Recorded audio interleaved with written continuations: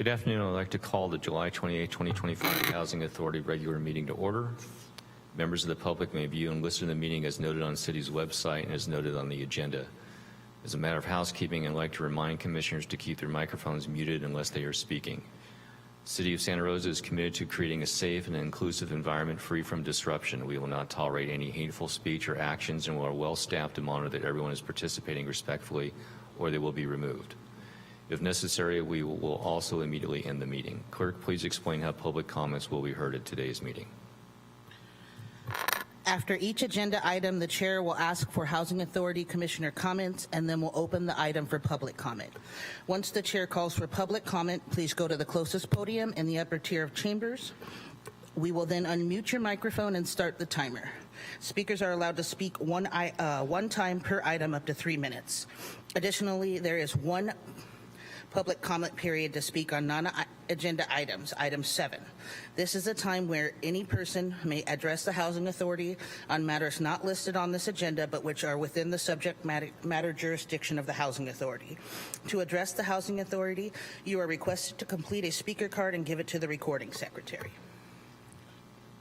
Thank you. Clerk, have we been notified of any commissioners who have requested to participate remotely? No, we have not. Thank you. Before I ask the clerk to do a roll call for attendance to assist with streaming the meeting and capturing commissioners as they are speaking, I want to continue to remind commissioners to please ask the chair to be recognized before asking a question or making a comment. This will allow time for the cameras to shift to a new speaker. Clerk, would you please perform a roll call? Commissioner Smith? Here. Commissioner Friedman is absent. Commissioner Owen? Here. Commissioner Conti? Here. Commissioner Capio? Here. Vice Chair Downey? Here. And Chair Newton is absent. So let the record reflect that all commissioners are present with the exception of Chair Newton and Commissioner Friedman.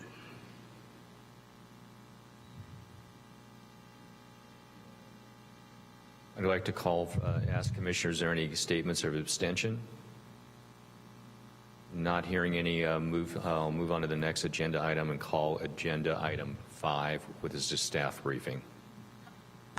5.1 is the fiscal year 24-25 third quarter financial update, and Kate Goldfein, the administrative officer, will be providing this presentation. Yes, good afternoon, Vice Chair Downey, Commissioner Owen, and all other commissioners. I am Kate Goldfein, Administrative Services Officer for the Housing and Community Services Department.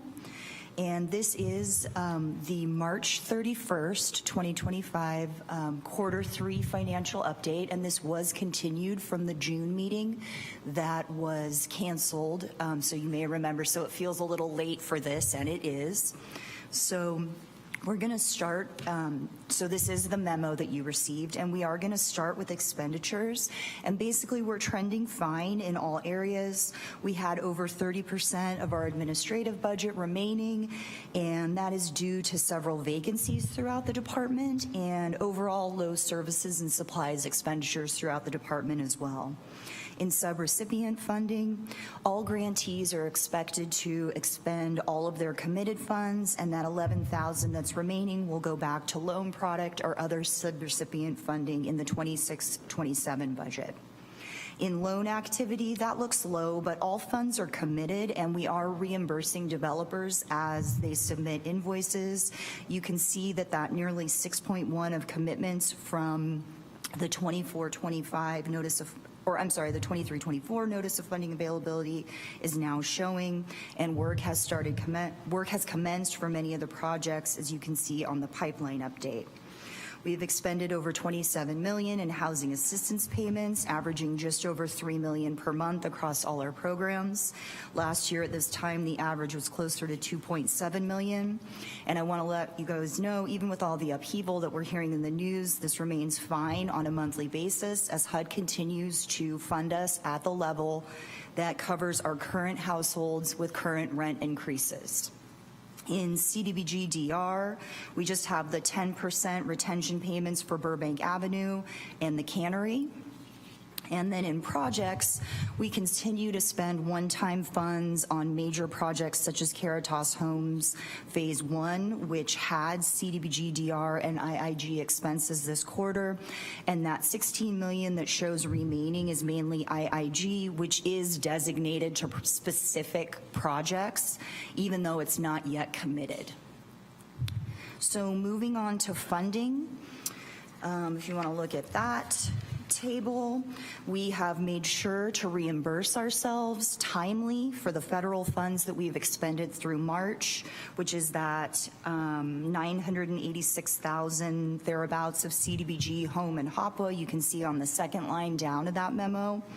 We have also received CDBG, DR, and home ARP funds to reimburse ourselves for the expenses incurred by those subrecipients and developers for those committed and expended funds.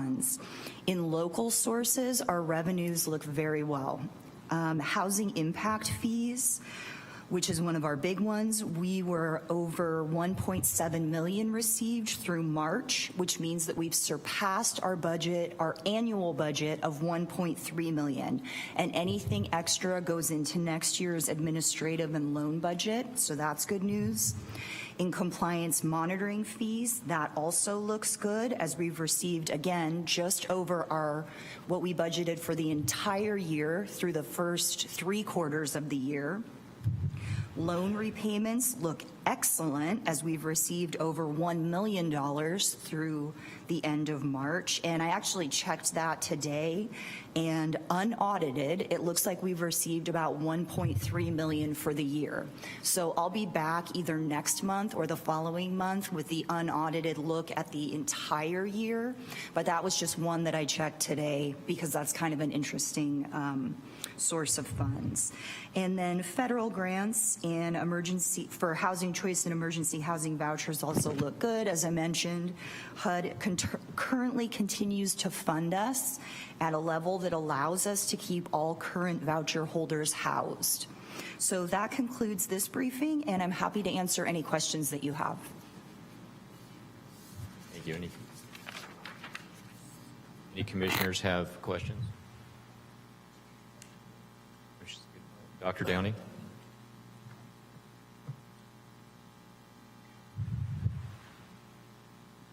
Assuming that this is the last of the allocation for DR funding. Oh. Sorry about that. How about now? Okay. I'm assuming that this is the last bit of the DR funding that's been previously allocated. There will be no more. Correct. And the other thing is the 20% reduction. I don't know if that was across the board or targeted toward an extended program. I don't remember. Sorry. To what are you referring? There was a 20% reduction. You I think it was about 2 meetings ago, and we were anticipating that it's going to be very difficult to fund all of our responsibilities and take a 20% reduction. You know what? I'm not sure which source you're talking about it right now. I know our PLHA, that one state grant we get, that is kind of a niche grant, was going down, but that is not something that is going to affect us terribly. For the, if I can attempt to answer, for the funding sources for the current fiscal year, which is 25-26, we have not seen any significant reductions, like 20%. We do have a 2% reduction in CDBG and home that we did incorporate into the 25-26 budget, but neither of us are recalling a 20% reduction that has been established by any of our funding entities. So is it safe to assume that this clarifies the mystery of what the feds were going to do? No, absolutely not. This is this year's budget only. It has nothing to do with the 25-26 budget. This is the first 3 quarters of the last year's budget. Remember, we had to cancel that June meeting, so we're a couple months behind for what happened a few months ago. Okay, thank you very much. Sure.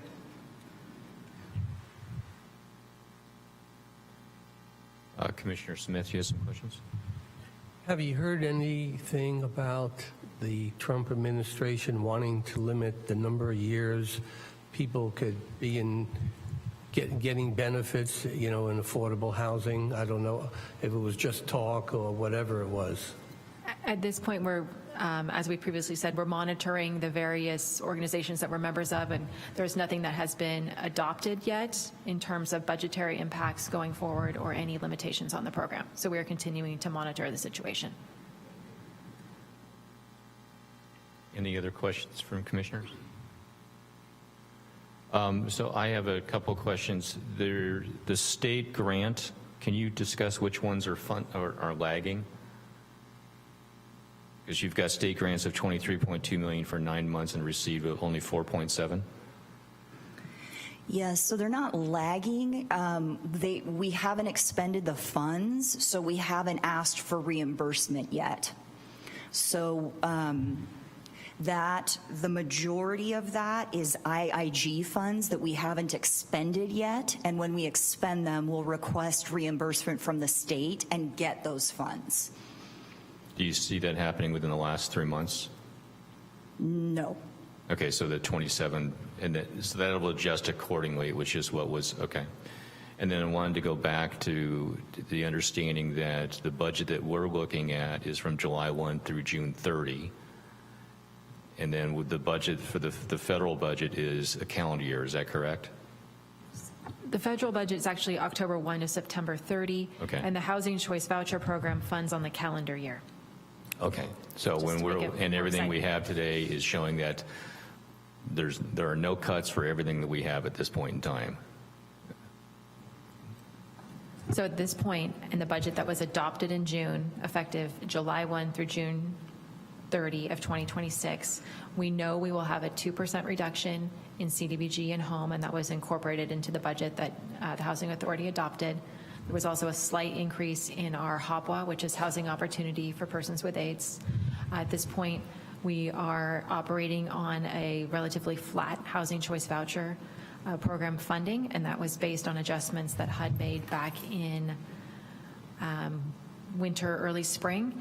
And as they navigate through the upcoming federal budget, we may experience adjustments to the Housing Choice Voucher program, but those are unknown at this point in time. But CDBG, home, and HOPWA are established amounts. Were the adjustments from HUD because of an increase in fair market rents?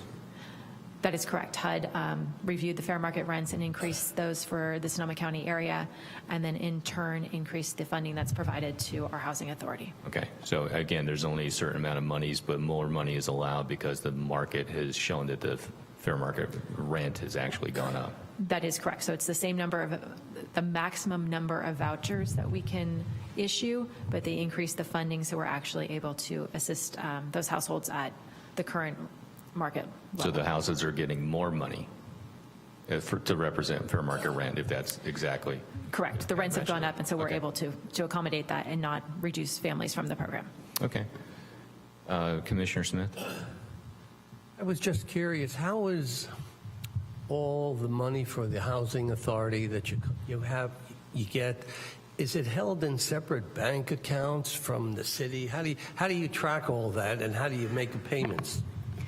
Yes, it is. The Housing Authority does have a separate bank account, and so about every month right now, HUD sends us a specific amount of money for housing assistance payments, which go to landlords, and a specific amount of money that can be used for administrative allowance. And so we're tracking that, and the city essentially fronts the money to the landlords, and HUD reimburses us. And so we are reconciling that with HUD every month and reporting to HUD every month exactly how much rent we're expending for every single voucher. Commissioner Conti? Yeah, I apologize if you already spoke to this, but having a little difficulty hearing today because of the fan. Anyways, my question is there a specific date in which we get to start worrying again in terms of getting funding from HUD? I mean, it sounds like we're doing pretty good right now, but is there a month, a year that we need to? I'd say within the next couple months, as the Senate and the House adopt the upcoming budget, we'll have a lot more information about where the federal budget's headed and how it's going to impact the programs. Information that came out last week has it less impactful than prior iterations. So we're going to keep monitoring it, and we'll keep the Housing Authority posted on where it's going in the future. Okay, thank you. Commissioner Friedman? Thank you. And again, I also apologize being late if you've already covered this, but when HUD adjusts the amount upwards because the rental market costs are going up, is that just on an annual basis, or do they do it more frequently than that? So HUD reviews the fair market rents on an annual basis and posts them for the various regions throughout the country. But this past fall, Santa Rosa and Sonoma County Housing Authorities asked HUD to do a special review of the market rents in our area because the fair market rents that they published were not consistent with what we were experiencing in the field. And we had to retain a consultant and have them conduct a study in order to substantiate that request. So it's not an easy undertaking, and it took, I think, the better part of 4 months to prepare that information and get it to HUD in a fashion that they would accept and approve. So even though it is difficult, they were flexible this past year and they did adjust it?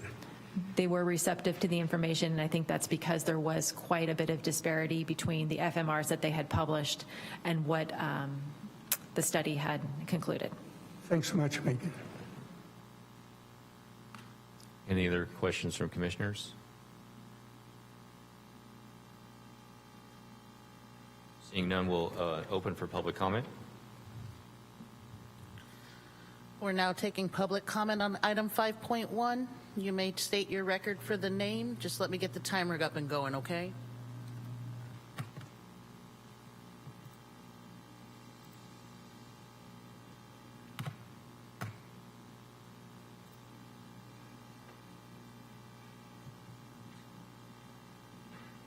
Are you ready?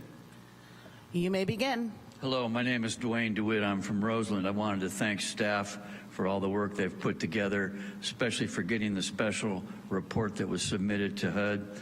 I want to thank you volunteers for doing this work here today, and especially want to put a shout out to a staffer over there in the annex named Ms. Flora. Ms. Flora helped me get all this information today.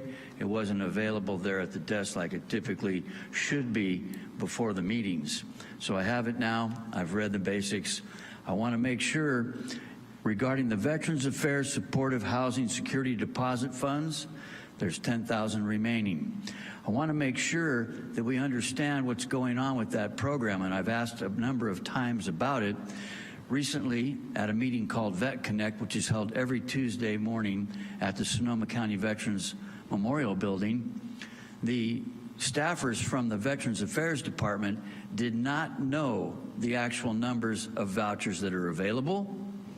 And they have a number of licensed clinical social workers that work with that group, and different ones come to the meetings at the Tuesday I've just mentioned.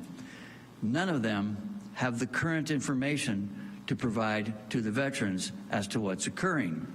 So I'm a volunteer with the Sonoma County United Veterans Council for overseeing their efforts to help house homeless veterans and to find the support for what they need. In this effort, I'm finding there's a disconnect between city and county on what information is available, and I do believe in these memorandums you should be putting the information about these vouchers, how much money is available, how the vouchers are utilized, what's going to occur. It apparently is not known by any staffer as to how much money is available for the Veterans Program under HUD-VASH, and that those HUD-VASH vouchers, there's a waiting line, I was told. We're working to get a veteran in right now, a Vietnam veteran. He's gotten his benefits approved. We need to get him into a place to live on the 1st, which is Friday. We've been trying for months. And we've been told that the vouchers get held up in what you guys call the project-based voucher system. You have approximately 30 seconds. Thank you kindly. I know the time is most important more than the message, but the message needs to be in these memorandums that you get on a quarterly basis. You should fully flesh out what's going on with the HUD-VASH voucher system, the amount of money that's available, the amount of vouchers that are available, and how a veteran can get that voucher so that they're not just put into projects in a banking type system off to the side, and veterans are still left homeless out here right now today. I do believe I've come in under your time limit. Thank you kindly.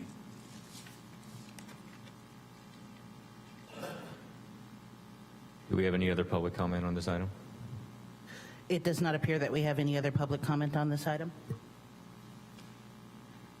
So item 6 is a study session, but there are no items for a study session today, so we will move to item 7, which is public comment on non-agenda items.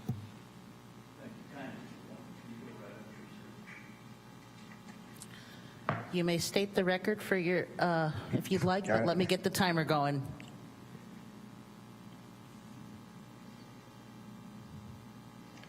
I'm looking for the 3 minutes on the screen.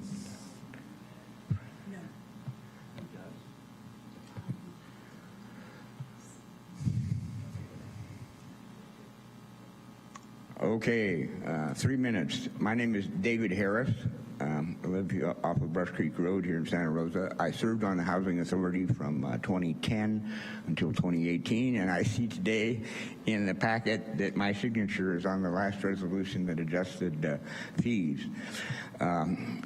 So I want to comment on non-agenda is SB4, was the result of the long-standing process by the YIMBY groups, Yes in My Backyard, and was passed, SB4 passed, and the governor signed it in October of 2023.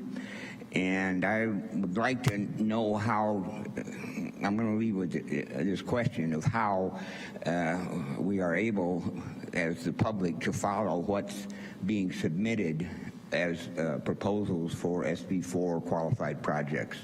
Is there a particular staff person that we can go to? This is low-income housing by right to faith-based organizations and higher education institutions that own property on the 1st of January of 2024. Being able to track what's going on, we do have a North Bay or Sonoma County YIMBY group, and just how we're able to follow this process, what's being submitted to the city would be very useful to know and to be able to support those projects when they need public support. They need to go both through community development and the Housing Authority. So I thank you for your time, and I will be contacting the office to ask these questions, and I'm hoping to get clarity on an efficient way for the public to stay informed. Thank you.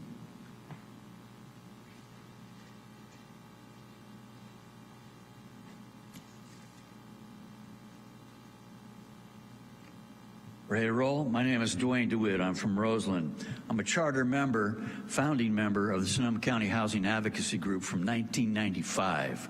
For 30 years, we've been advocating to help get more affordable housing in the sense of a rental, first and foremost.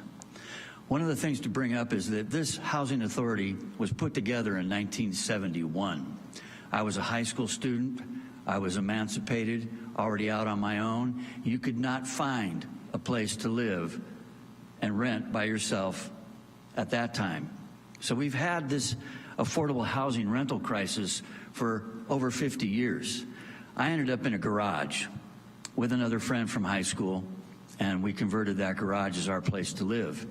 You might be surprised to find out that garage is still being used for housing by different people all these years later without it being expanded in size. So here we are in a community that's known to have a rising increase in rent costs perennially. Every year they go up. They are debilitating to regular working class people. You cannot get affordable housing on a standard living wage right now. Somebody who's trying to make it is going to have to partner with somebody. Now, one of the things that I think is most important is that the city destroyed affordable housing, in a sense, by giving them permission to tear down the Occidental Hotel and the Union Hotel when they put this big block house over here to the west of us and ripped out a bunch of downtown when it wasn't needed to be done.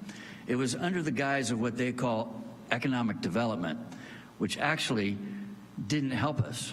You know that section over there, Railroad Square, is considered one of the most desirable tourist spots to go to.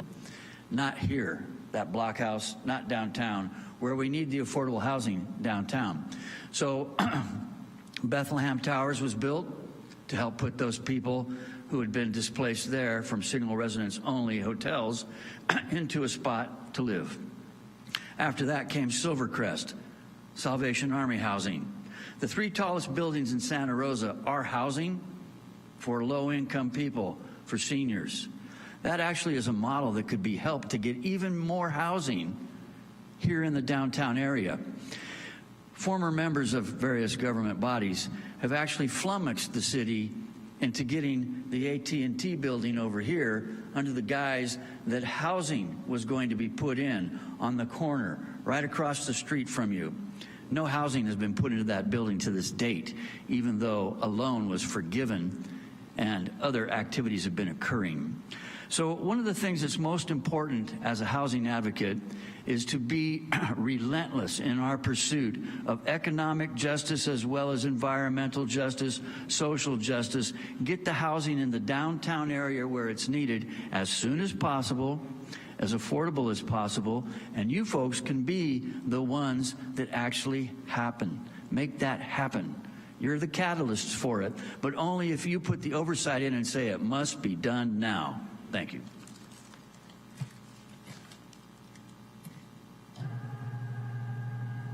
Is there any more public comment? It doesn't appear that we have any more public comment on this item. Okay, thank you. We'll move on to item 8, which is approval of minutes. We have minutes from May 19th and May 23rd. Are there any commissioners that have amendments to those minutes? None, so we will go ahead and approve those minutes. Moving to item 9, which is chairman and commissioner reports. I do not believe we have any chairman or commissioner reports. Is that correct? We're moving right along here. Hey, Jeff, Yes. we do need to open it for public comment on the minutes, though. On chairman? No, the minutes, we need to. Oh, okay, I'm sorry. Yes, so do we have any public comment on the minutes?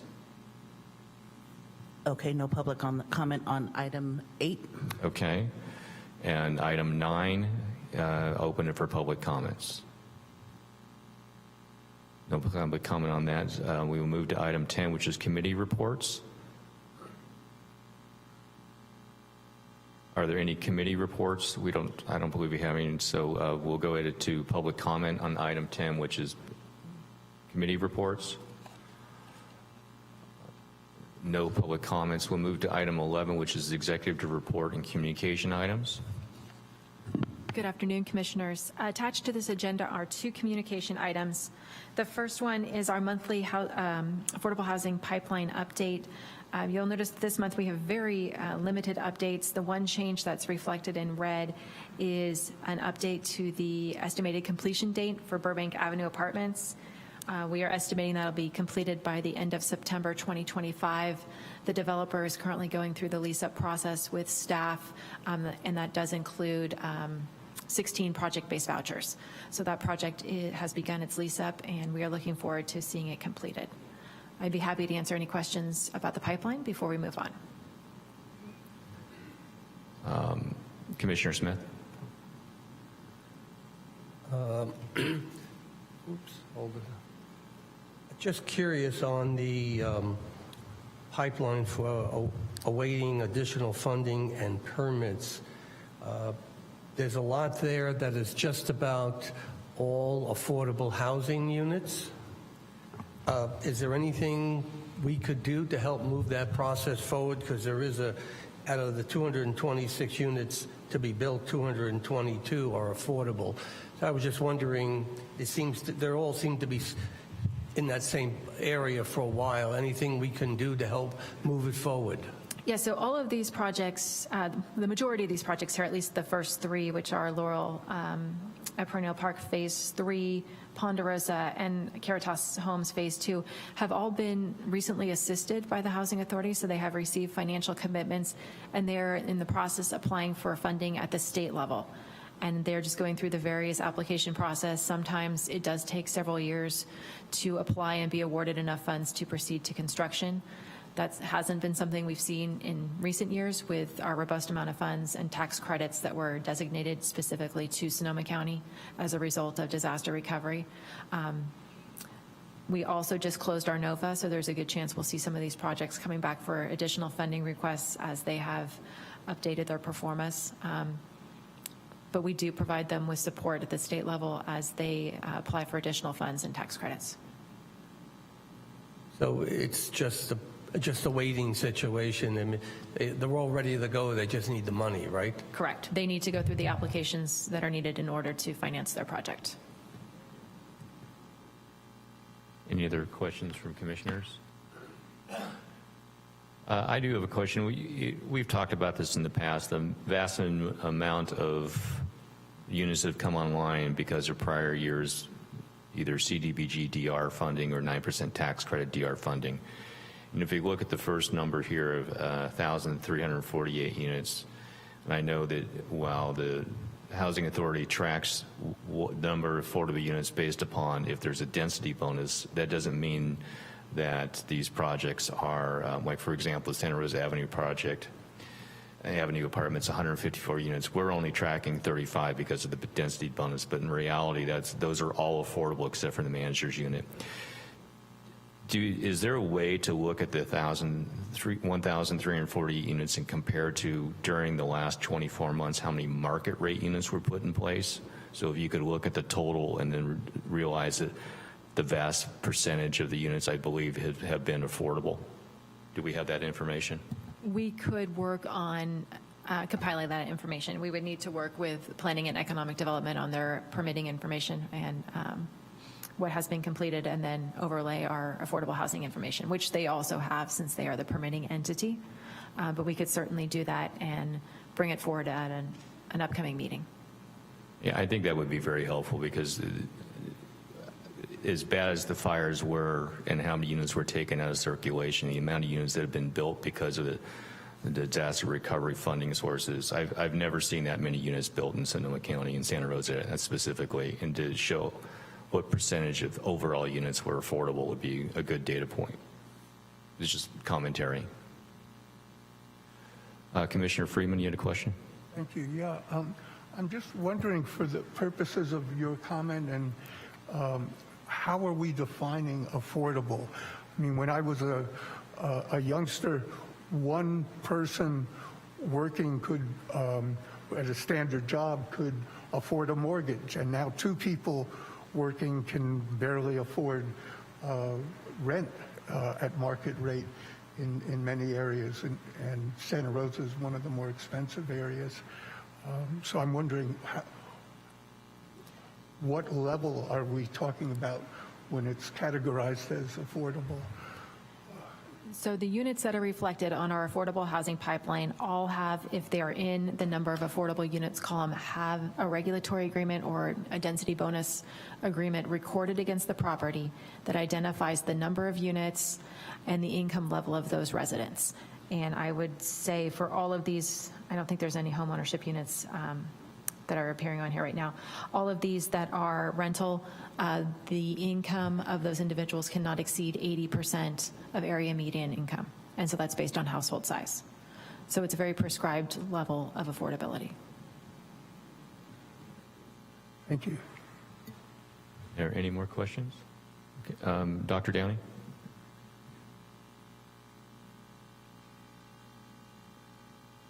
Megan, I'm wondering if there's any incentive for builders with NOFAs to build unconventional housing, such as tiny homes, yurts, other facilities that may not resemble a traditional apartment, but might have an advantage over a traditional apartment.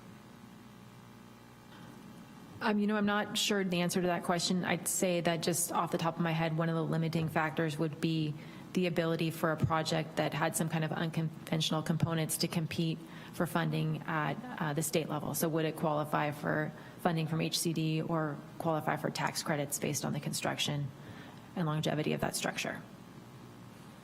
Okay, thank you. Are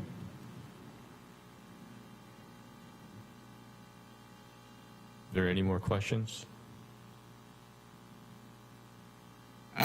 Do we need to go to public comment on 11.1, or can we wait till 11.2? Okay, so we'll go for public comment 11.1. Let me get the timer started, Dwayne, and then we'll go ahead and let you go.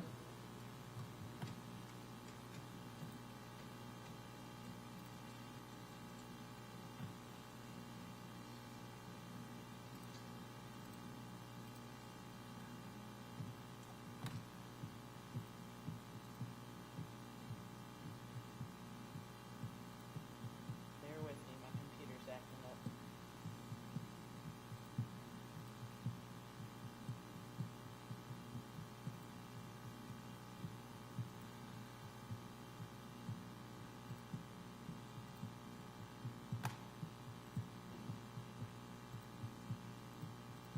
There's a clock up here. You could just start that bad boy and I'd start talking.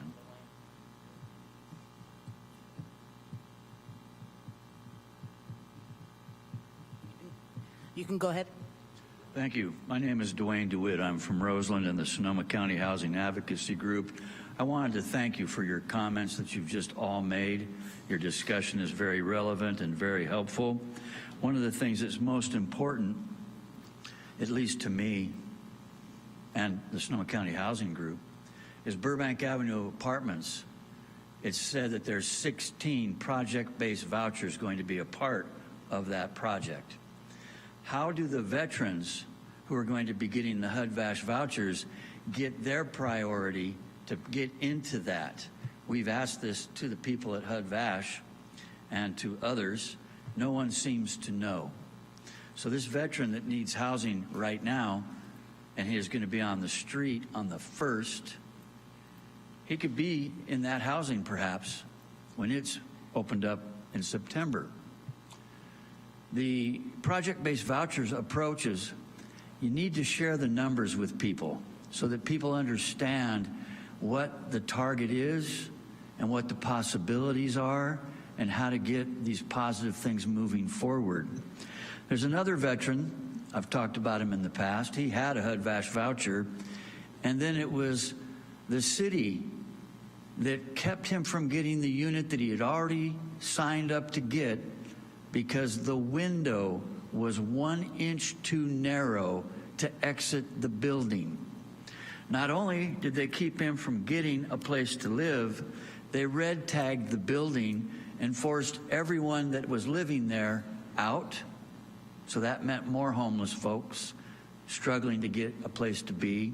And that building was then sold by the veteran that owned it.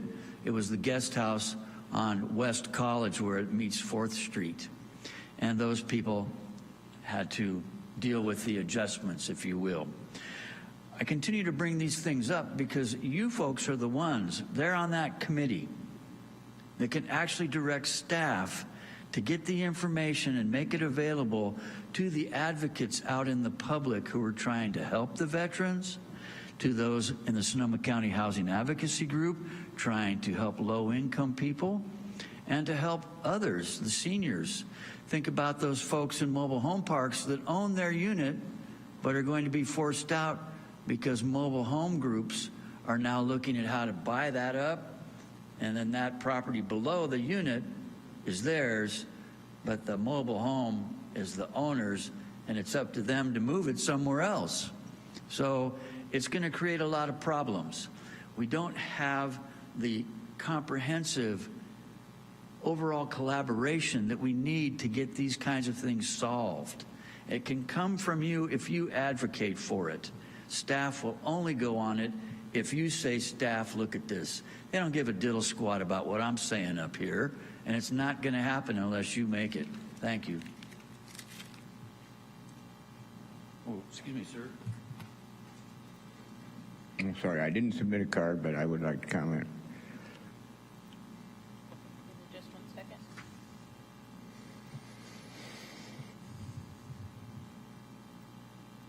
Where's the clock?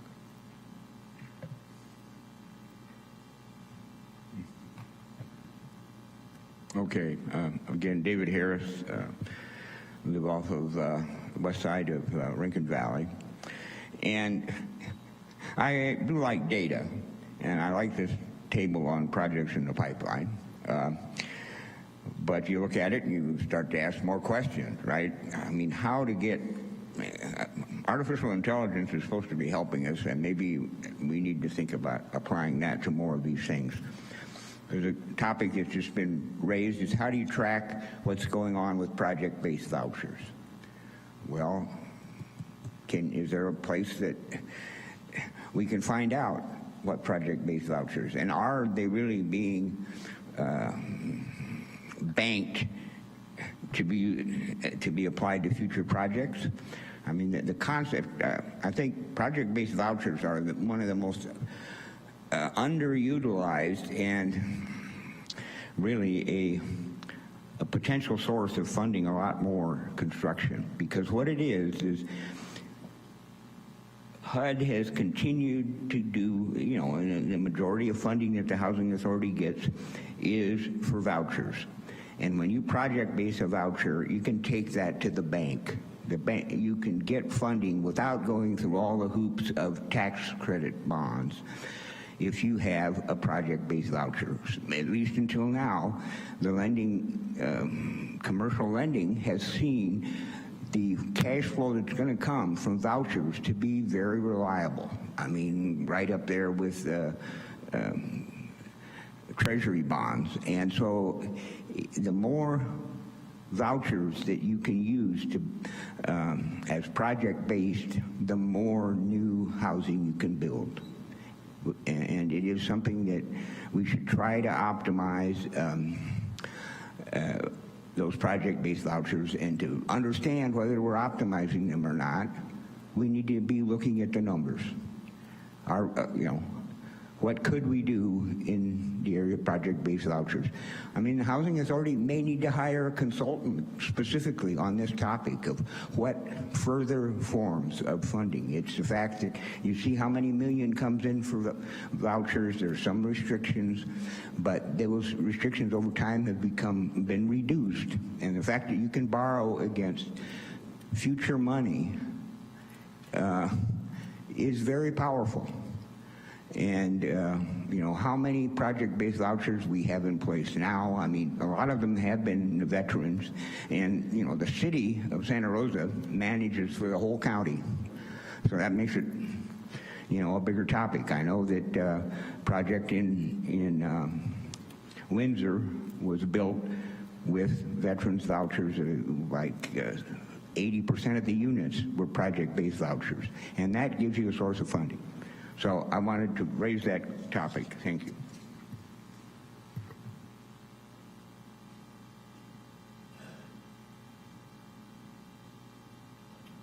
Thank you. Do we have any more public comment on 11.1? It doesn't appear we have any more public comment on this item. Okay, we'll move ahead to 11.2. Executive Director Bassinger, please.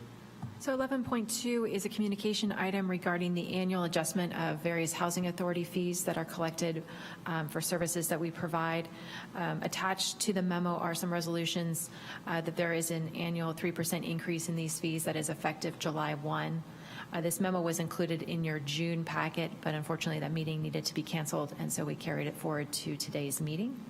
I'd be happy to answer any questions about the fee increases. Any questions from commissioners? Commissioner Conte.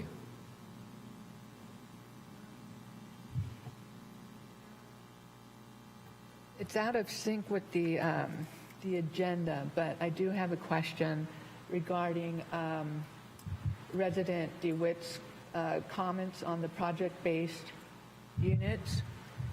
And I'm... Commissioner Conti, we can't answer public comment questions, and especially during another item. Pardon? We cannot respond to public comments during the course of the meeting. During So we can't circle back to comments that were raised during a previous item. the... Okay. But we can do them at the time. Yes, if you wanted to receive clarification at the time, we could have done it then. And we can, if you'd like to Okay. follow up after the meeting, we can do that as well. Can I request that in the future that there be a request of whether we want to speak to public comments after? I'll leave that to City Council in terms of how the agenda is set up, because we normally have it set up so that it would work for commissioner questions first and then public comment, but I'm not sure how that would work for comment after public comment on an item. Yeah, I think there is the ability on a case-by-case basis to do so during the course of that agenda item. There is always a concern, of course, that a back and forth will take place and become broader than that which is agendized, and so we do want to be cautious when doing so, but there isn't a complete bar. Does that make sense? Yeah. Thanks. So if you want to take that privately to Executive Director Bassinger, and we can bring it up next time. Okay, great. Thank you. Thank you.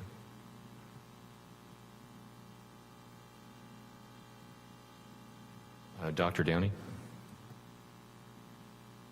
Question, who is this fee increase directed towards? For an example, developers or housing recipients? Could you clarify that?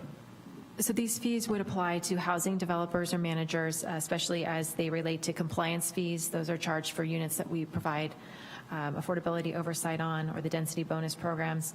At the top of the table, you'll see single-family residence fees. Those applied to individual homeowners that have loans on their properties when they go to have our loan subordinated or to pay off. So there are some costs associated with us reconveying our loan or processing a subordination.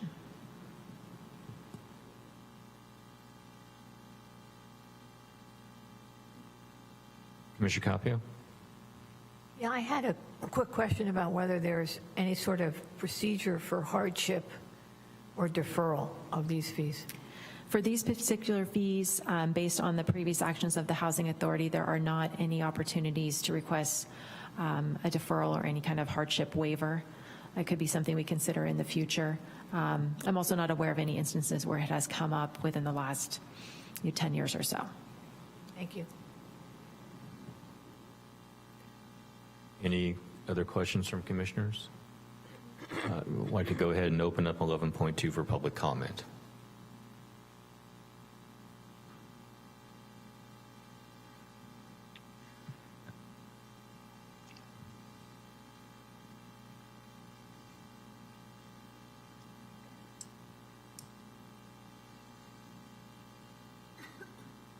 You may go ahead. Thank you. My name is Dwayne DeWitt. I'm from Roseland. I appreciate the discussion about the amount of the fees being 3%, but it would be more helpful if you said the actual dollar amounts that this entails. And that way for the public to understand things better is to share more information, not less. Here in Santa Rosa, we actually had an open government task force funded by the taxpayers to make sure that more information was made available, and there'd be opportunities for people on boards and commissions to respond to what the community comes and talks about. This dialogue that just happened with Ms. Conte, now I should be available to comment on that because it did occur in a public meeting. So what I'm going to state is a very simple situation, which is that when comments come up based on what's been presented in the meeting, the commissioners do have the ability to ask about that new information that's been presented by the people who come to the meeting to give you information that is pertinent to the topics that are being discussed in that public meeting. Now, if you think I'm just blowing smoke, look at the Brown Act. Look at the Barry Keene public information.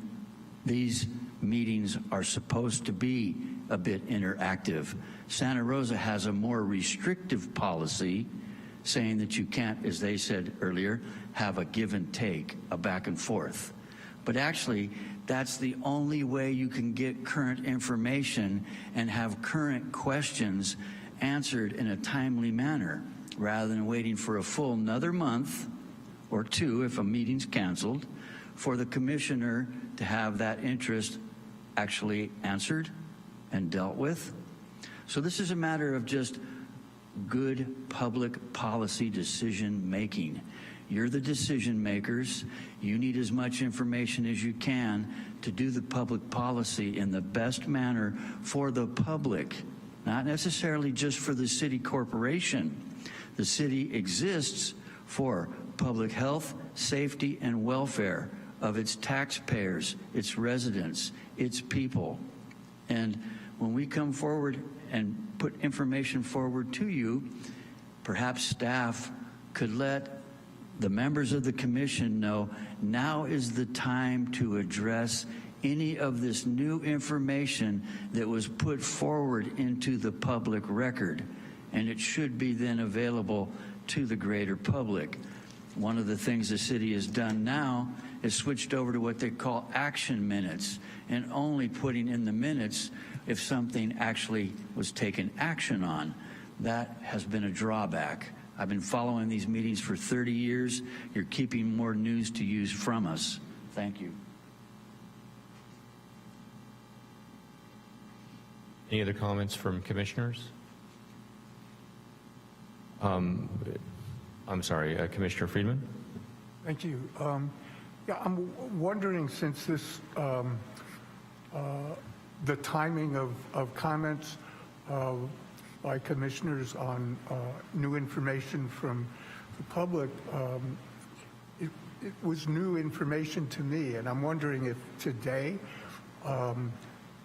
if there could be an exception, and if Commissioner Conte could pursue her line of inquiry in the light of the new information, and in the future we can follow the format that the city has laid out for us.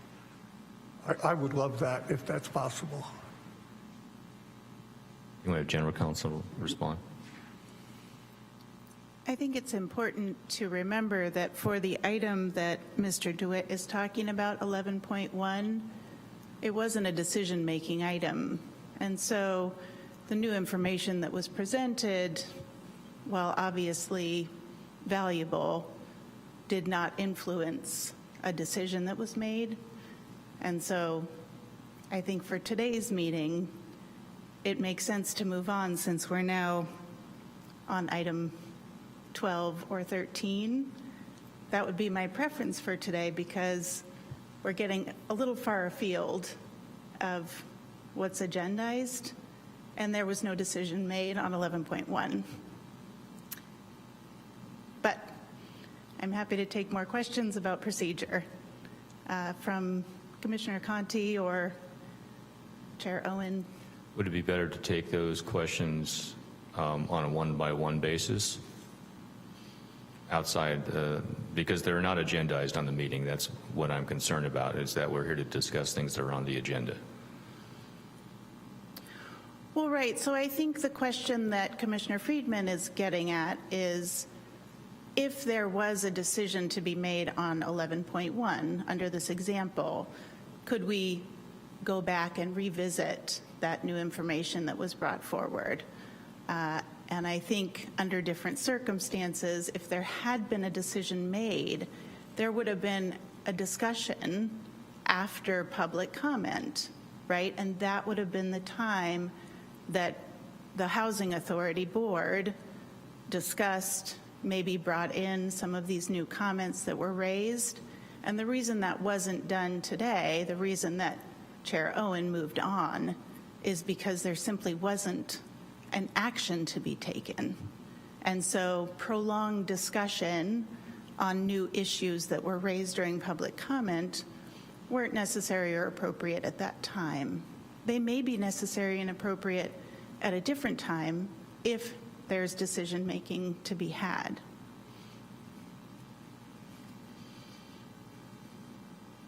Are there any other questions or comments from commissioners?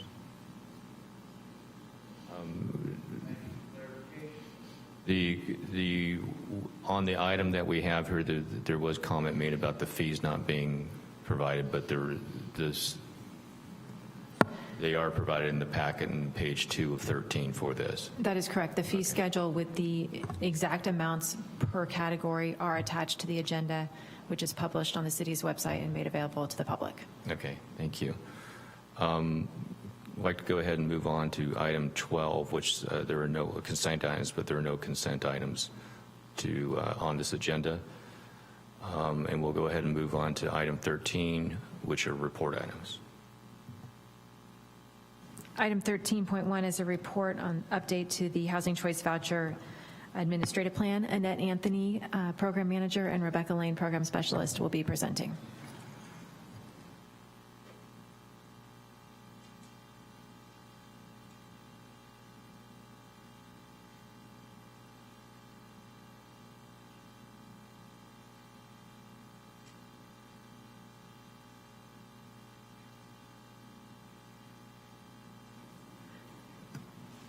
Good afternoon. My name is Annette Anthony. I'm the Housing Choice Voucher Manager overseeing the Rental Assistance Division. We're here today to present provisions related to the Housing Choice Voucher Program Administration Plan related to HOTMA provisions that have taken effect July 1 of 2025. The background of this is that the administration plan is the primary policy document that is used for the administration of Housing Choice Voucher, Project-Based Voucher, and all other associated programs. The revisions are necessary as required by regulations.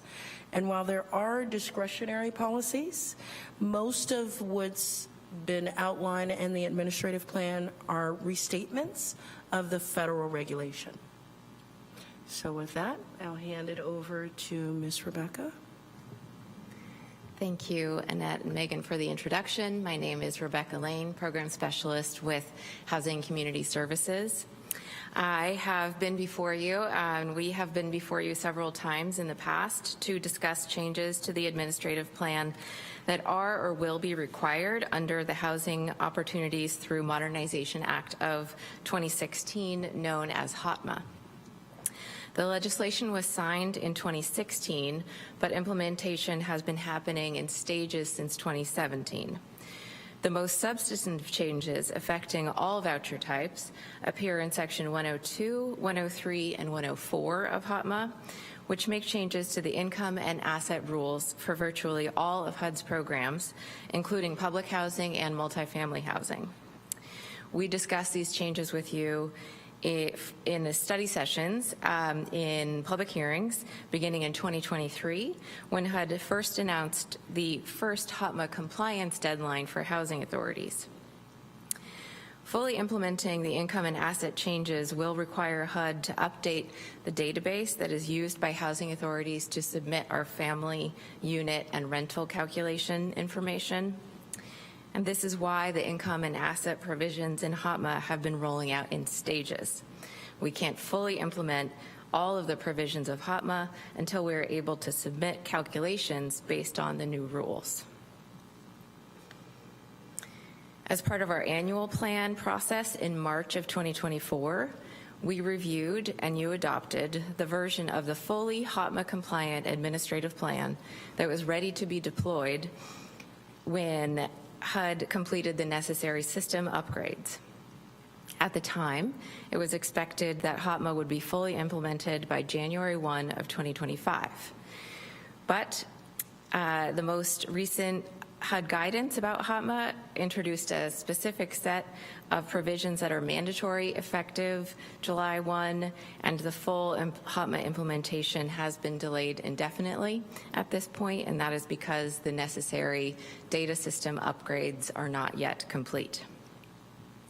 In the absence of a date certain by which we can use the fully HOTMA compliant version of the administrative plan that you approved in March of 2024, we are recommending revising the administrative plan to first remove the HOTMA provisions that cannot be implemented, add the changes that became effective July 1, and adopt and begin using the full version of an administrative plan so that we can move away from what has essentially been having two versions of the administrative plan.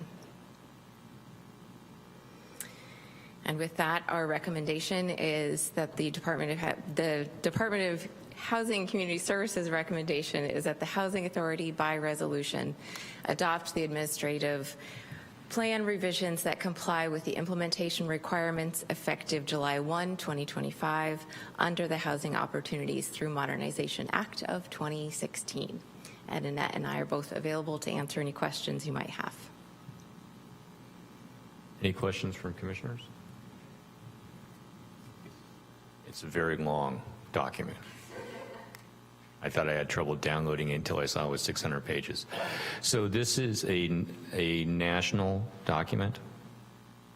Yes, every housing authority is required to have an administrative plan for the Housing Choice Voucher Program. Well, having a administrative plan and the administrative plan, is it the administrative plan nationally, so it's the same amongst all housing authorities nationally? Will look very similar because, as Annette mentioned in the beginning, many of the provisions in the administrative plan are federally required. But there are some places where a local housing authority can make decisions based on certain policies and procedures that might be better for that jurisdiction. What would be an example for Santa Rosa? Waiting list preferences is one place where you'll see local preferences. Sometimes those are based on just the philosophy of the Housing Authority Board of Commissioners. We, for a period of time, had what are called limited preferences for disaster survivors. So that was a very specific local policy that once those vouchers were set aside and were used, then we took that out of the administrative plan. But that's an example of one of the places where you will see variations. Are there any variations in play at this time or proposed? Nothing that is new from the last time that we discussed it. We're trying to clean up the version that had been approved in March of 2024 that was fully HOTMA compliant, because we cannot use that one now, and we don't know when we will be able to. So this document that is before you today doesn't have policy changes that are any different than anything that you've seen before. It's just cleaning up the changes that we that have occurred since March of 2024. Okay, any other questions for commissioners? Commissioner Friedman? Thank you. Just as there are provisions for disaster survivors, I wonder if there's any kind of provisions for survivors of domestic violence or any other categories of people who have an immediate need for housing that wasn't anticipated. We do not have a preference in our administrative plan or our policies for survivors of domestic violence, but there are certain protections already in place in the federal regulations that, that support survivors of domestic violence. Commissioner Conte, you got a question? Yeah, regarding the system data fiasco, indefinitely, what do they mean by that? Do you have any sense of? Do you mean the timeline or of what needs to be changed? Yeah, indefinitely is all they've told you in terms of coming up with the new system.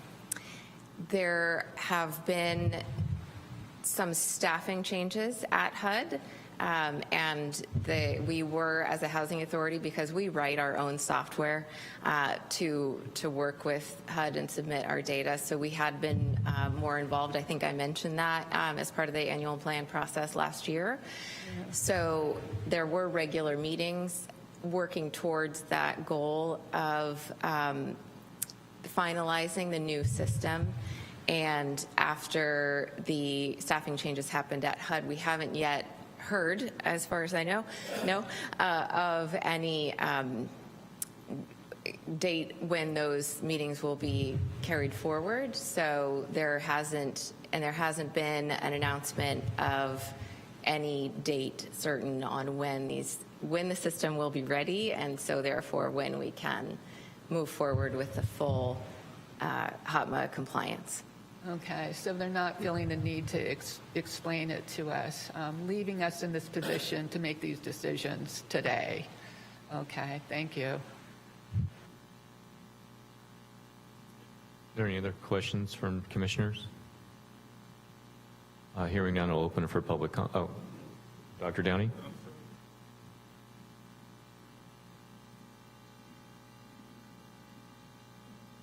Oh, we're going to open for public comment first. So, do we have any public comment on this, on 11 point, Yes. item 12? 13.1, sorry. We do. Dwayne, let me get the timer going.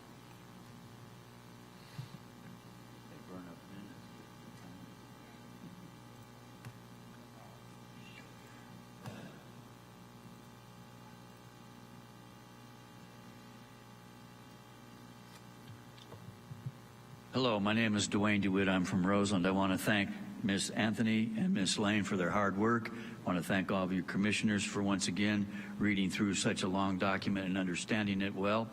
I want to point out that from what I understand, this is a decision item.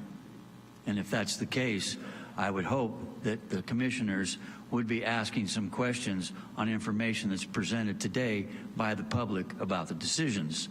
Specifically, it looks at the federal level of how the current administration of housing and urban development may be cutting back on benefits, may be making it more difficult in the future for vouchers to be obtained.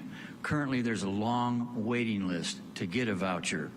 It's been stated in this meeting today that there are no specific preferences available for people to get vouchers should they be homeless, should they be battered by a spouse that made them homeless, things of that nature. There was a preference in the past for a disaster survivor. I would ask that there be a preference for homeless veterans. In the past, there has been a preference for veterans to be in the federal housing voucher program, wait their term, and then get the voucher, and then veterans could be living in housing voucher subsidized housing. I do believe that the city of Santa Rosa could step up, because they handle the HUD voucher program countywide, that they could step up and say, okay, we're going to put a preference in here so that someone who gets a HUD VASH housing voucher can get into the top of the list and get into housing rather than waiting months, years, sometimes up to 6 years to get in to housing because of the length of the what's once been called a waiting list. Now you have a lottery also, so you don't know if you got any chance really. But a homeless veteran, I do believe, needs a preference, deserves a preference. They earned a preference by serving our country. Some of them are injured. Some of them are amputees. Some of them have debilitating long-term illnesses. If you folks made that decision and said, you know, we'd like to see preferences for veterans, for homeless veterans especially, that HUD-VASH voucher program should specifically be based on preferences to get veterans into housing now and not wait for a project to be built later on down the road. You folks can make the decision. You commissioners can now talk about this today because this is a decision-making meeting according to your city attorney. Thank you.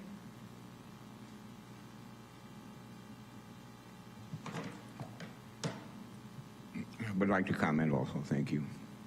You do have yellow cards up here, but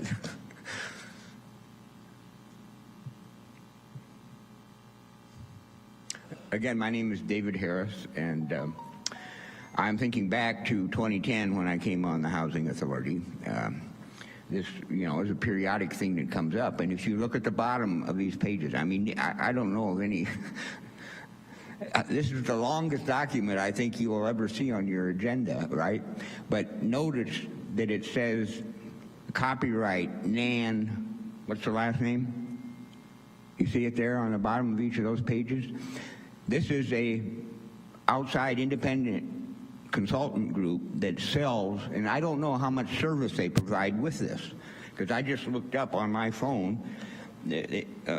Google finds Nan McKay and Associates. It gets to the top of the list as a housing choice voucher program management services, known for its expertise in affordable housing compliance. But there are others. AMA Consulting Group, CGI provides consulting services.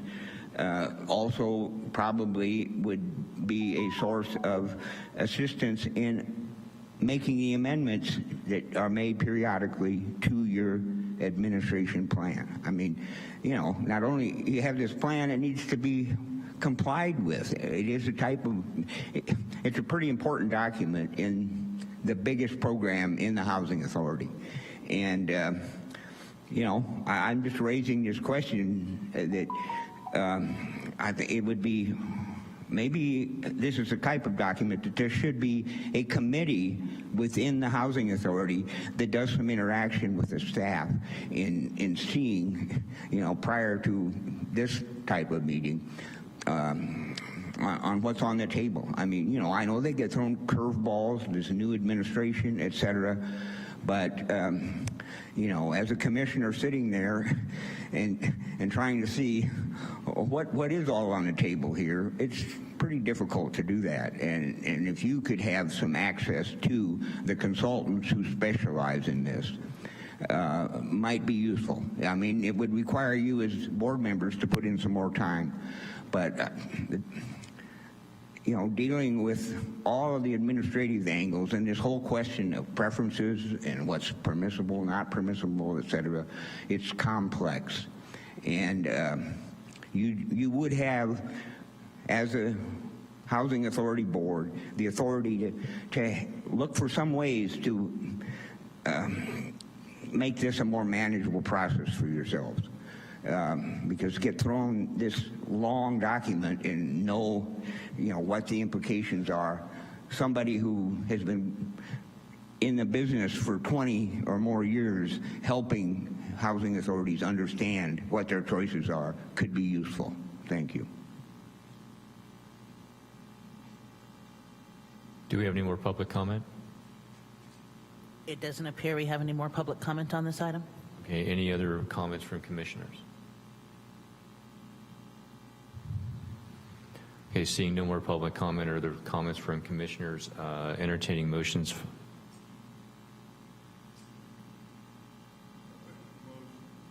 Dr. Downey?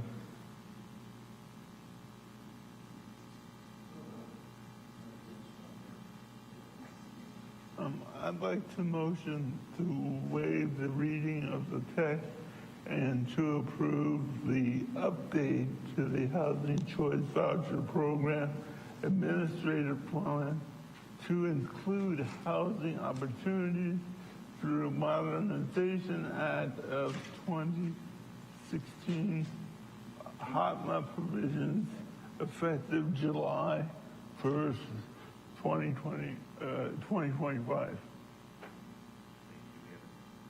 Do we have a second? We have a second from Commissioner Smith. I second the motion to waive the reading of the text and approve the resolution. Thank you. We're ready to go to a roll call vote on the resolution. Vice Chair Downey? Commissioner Smith? Aye. Commissioner Friedman? Abstain. Commissioner Conti? Aye. Commissioner Capio? Aye.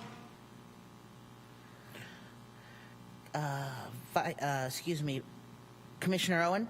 Aye. And Chair Newton is absent. So let the record reflect that this motion passes with 5 ayes, 1 abstaining, and 1 person being absent. Thank you, everyone, and we will move to item 14, which is adjournment of the meeting. Thank you, everybody, for your time.